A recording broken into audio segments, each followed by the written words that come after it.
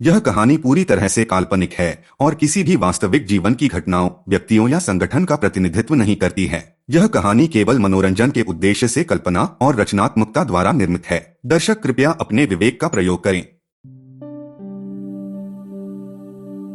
Fictional reels presenting the plastic free challenge. एक समय की बात है, एक छोटे समुद्री शहर में जो ऊंचे पहाड़ियों और विशाल समुद्र के बीच में बसा था, एक दोस्तों का समूह खुली खिलती हुई चेरी ब्लॉसम की छाव में एकत्र हुआ। उन्हें अपने सुंदर आसपास को प्लास्टिक प्रदूषण के बढ़ते हुए मात्राओं से चिंता हुई और उन्होंने निर्धारित किया कि वे एक महीने तक केवल एक बार उपयोग होने वाले प्लास्टिक के बिना जीवन जीने की चुनौती स्वीकार करेंगे। उनकी आंखों में ग्रोथ और डिटर्मिनेशन की चमक थी और उन्होंने अपनी प्रिय प्रकृति को बचाने के लिए अपनी यात्रा शुरू कर दी। कल्पनाशील और संसाधनशील कलाकार सारा प्लास्टिक के अविरोधी दुनिया का निर्माण किया, जहां प्लास्टिक अपशिष्ट जलवायु के सौंदर्य को नहीं धूल सकता था। एडम साहसी आत्मा जिंदगी के पर्यटन के बारे में सपने देखा, जहां प्लास्टिक के उलझनों के बिना समुद्री जीवन मजबूती से फलता हुआ था। एमिली दयालु प्रकृति प्रेमी, पक्षियों और जानवरों को एक अप्रदूषित वातावरण में खेलते देखने की आकांक्षा रखती थी। और अंत में जैक युक्तिसंगत सोचने वाला व्यक्ति, पीढ़ियों को प्रकृति के आश्चर्यों का आनंद लेने के लिए सतत भविष्य का आशा रखता था। जब वे अपनी प्लास्टिक मुक्त यात्रा पर निकले तो हर मोड़ पर उन्हें चुनौतियों का सामना करना पड़ा। ग्रोसरी शॉपिंग में प्लास्टिक के साथ बंधी उत्पादों के स्थान पर विकल्प खोजने पर धैर्य बढ़ाने की कोशिश की। उन्होंने पुनः योग्य बस्ता, जाली उत्पाद के लिए मेश बैग और बल्क खरीदारी के लिए जार को लेकर निर्धारित किया। कैशियर की हैरानी दिखाई देती थी और फिर उन्होंने उनके मिशन के प्रति आदर्शवाद को देखा।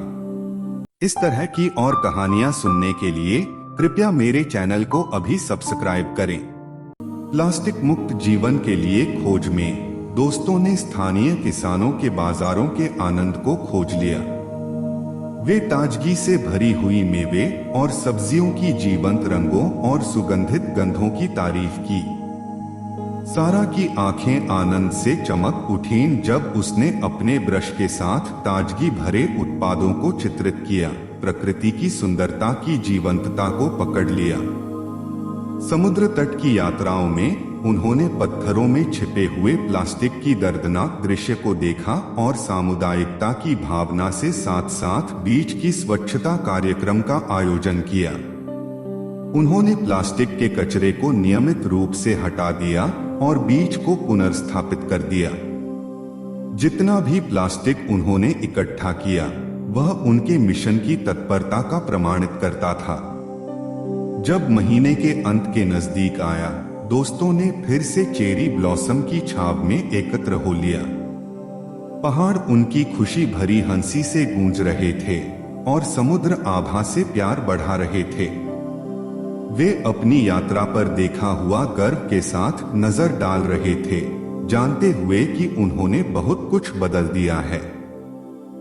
उनकी प्रकृति के प्रति प्यार धीरे धीरे शांत हो गया था और वे अब प्रतिबद्धता से प्लास्टिक प्रदूषण को कम करने के लिए अपने दोस्तों और परिवार को प्रेरित कर रहे थे। वे अब स्थानीय संगठनों के साथ मिलकर प्लास्टिक प्रदूषण के खिलाफ जागरूकता बढ़ा रहे थे और सामुदायिक वृक्षारोपण कार्यक्रम की योजना बना रहे थे। उनकी यात्रा ने उन्हें बहुत से संघर्षों का सामना करना सिखाया, लेकिन उनकी दृढ़ता और संगठन शक्ति ने उन्हें उच्चारित किया।